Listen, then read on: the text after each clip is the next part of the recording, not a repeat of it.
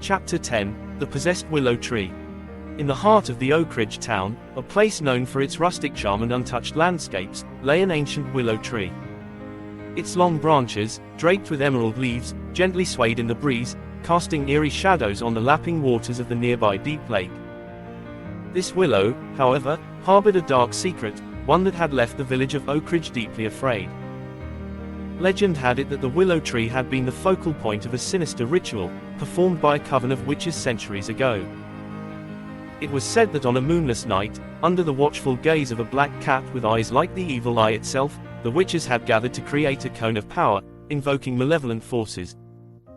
They marked the tree with devilish symbols and etched a goat's face into its bark.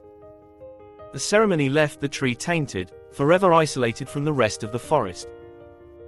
As the sun dipped below the horizon, and the moon cast its silvery glow, strange occurrences began to plague Oakridge. Misfortune seemed to follow anyone who ventured too close to the possessed willow. Crops withered, livestock fell ill, and those who dared to approach the tree spoke of eerie whispers that emanated from its branches.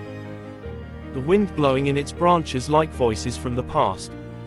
One fateful night, a group of curious villagers decided to investigate the willow tree's cursed history. Armed with lanterns and trembling hearts, they trekked through the dark forest to reach the ominous site. As they arrived, they felt an unsettling presence in the air. The black cat, its eyes reflecting malevolence, watched them from a distance. They gathered around the willow, and in a hushed tone, one villager recounted the tale of the cone of power and the devil marked. As the story unfolded, the wind howled, and the willow seemed to come alive. Its long branches twisted and contorted, casting eerie shadows that danced upon the ground.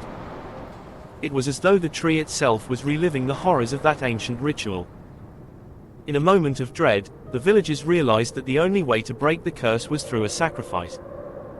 The sacrifice had to be willingly made, a symbol of the determination to rid Oakridge of this malevolent force. Whispers turned into a heated discussion, but eventually, one villager, with tears in their eyes, stepped forward, offering themselves as the sacrifice. With solemn resolve, they placed their hand upon the goat's face etched into the tree and closed their eyes.